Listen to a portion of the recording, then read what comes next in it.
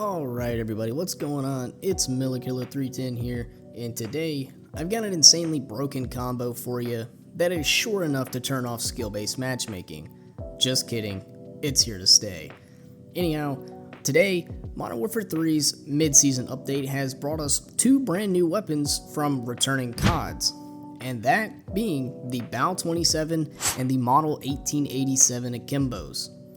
Now, these two weapons are unlocked via challenges. The Bal-27 unlocked via challenges through the Battle Pass, and the Model 1887 akimbos conversion kit is unlocked via weekly challenges in Modern Warfare 3.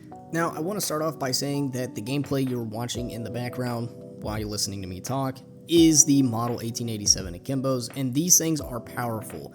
These things hit like a semi-truck on steroids, going 100 miles an hour with no brakes. These things are insanely broken, and if I'm not mistaken, they actually have a 29-meter range for, I want to say, a 2-shot that allows you to essentially hit a quote-unquote 1-shot, and that is much longer than the original Model 1887 akimbos from Modern Warfare 2. And to go along with that, we do have a brand new game mode that most people claim skill-based matchmaking is turned off, and that is Minefield. Now, if you don't know what Minefield is essentially a game mode where if you kill someone on the enemy team will drop a mine that becomes lethal to their teammates, and vice versa. Meaning that, a lot of hotspots in the map can be filled up with mines, basically kind of stopping entirety of the gameplay going on and kind of essentially balancing out a lot more, helping you get more kills and other things like that. Now, a lot of people say that skill-based matchmaking is turned off in this. I notice it from time to time where I'll get like completely pub stomped lobbies, and then other times I'm on the receiving end of that pub stomping, so I don't think skill-based matchmaking is entirely turned off. I think it's really just the mines and how people are playing, forcing themselves to kind of step on the mines that their teammates have dropped, which means you kind of got to be a little bit more oblivious to what's going on, a little bit more aware, but other than that, it's not a bad game mode. It's actually pretty fun, it's pretty relaxing, and you can have a pretty good time with it. So I just wanted to kind of explain that game mode a little bit, but we're going to hop right back into the weapons here. Starting off with the Bal-27. The Bal-27 is a pretty okay assault rifle. It's not that great. It's not that broken. It kind of just sits in the middle, which is where I think this honestly makes it pretty much just balanced. It's not really doing too much. It's not doing too less to the point where it's almost unusable. Now, as far as I can tell, when it comes to the damage profile, I seem to consistently be getting a 5-shot to kill with the Bal-27, and I'm not gonna lie, I've noticed that it's pretty consistent when I'm using it, which honestly makes it a lot much more better of an AR for me to pick up and use in Modern Warfare 3, whereas weapons in Modern Warfare 3, specifically the ARs, can kind of have a mixed consistency and a mixed feeling, meaning that if I pick this up, I'm kind of getting consistent damage profiles and other things like that, allowing me to get more gunfights and kind of know if I'm hitting my shots and actually hitting people, doing damage, and all that sort of stuff. So without any further ado, let's hop right into this class setup.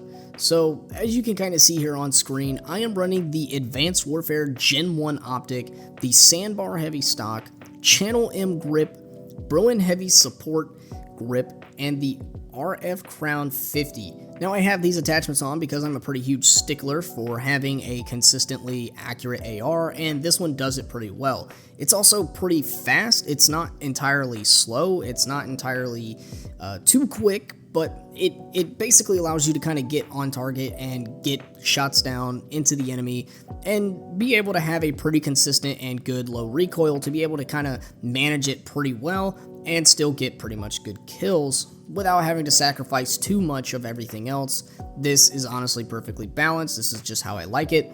So I would recommend you go ahead and try this out, give it a shot down below, and see just how you kind of get there. Moving on to the Model 1887 akimbos, or the Lockwood Mark II. To get the Jack Warden kit, you are going to need to complete 5 weekly challenges in the Challenges tab, and by doing so, you will unlock the Jack Warden kit, essentially turning this into the Modern Warfare 2 1887 akimbos. Now, like I stated previously in the beginning of this video, they are extremely powerful and not to be underestimated.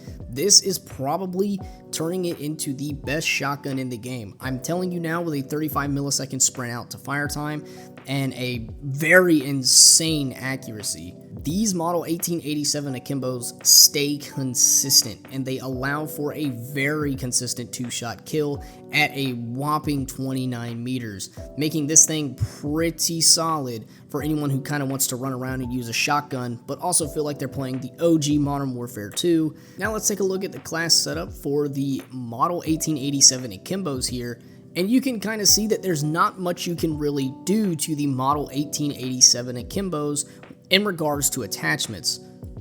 As you can see, there's not much you can do in regards to attachments, but I am running the Jack Warden kit, obviously giving you the Model 1887 akimbos, the Crown Breaker choke, and the Schlager ULO 66 laser sight. These attachments help give you the best hip fire spread, making it the tightest possible, and also allowing for a little bit more damage range and a tighter pellet spread, being able to hit more consistent pellets onto the target, and allowing for a essentially much better time to kill and possibly more consistency in your kills. Now, pairing these two together creates a vastly deadly combo, and this combo is one to not be underestimated for sure. Pairing these two weapons with the Overkill or Gunner's Vest, it is personal preference at this point.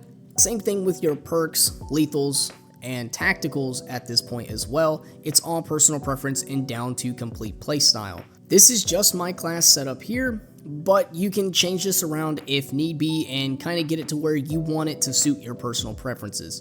Other than that, that's all I really have for you guys today. I really just kind of wanted to show you this brand new class setup and hopefully kind of give you something worthwhile to play the game for Modern Warfare 3, even though there isn't really much considering there's just a few new game modes and new maps and new weapon prestige camos. I feel like this is a fun class setup that you can honestly use to kind of get around, you know, the bullcrap of skill-based matchmaking and other things, and just kind of enjoy the game and relax a little bit with some Call of Duty nostalgia from previously with some old guns. Now, if you necessarily do not feel like playing this in core, I would recommend trying this out in hardcore, as I've been having a much better time with the matchmaking and the balance of everything in hardcore. This class setup absolutely dominates in hardcore. Even though the gameplay you were seeing was in core, I have taken this class into hardcore. I just never recorded it, but it does do extremely well in hardcore, so go try it out there too, just in case core isn't really doing it for you. This could be a hardcore class setup if you like to play hardcore. Other than that, I hope you all enjoy this class setup and I hope it serves you well. Other than that, I will see you all in the next one. Bye, guys. Knock me harder, chicken sandwich. It's Corbia's fault. Toe is so funny, Andy. Oh my fucking Christ! They start moving faster than Tyler when they say that they got Doritos down.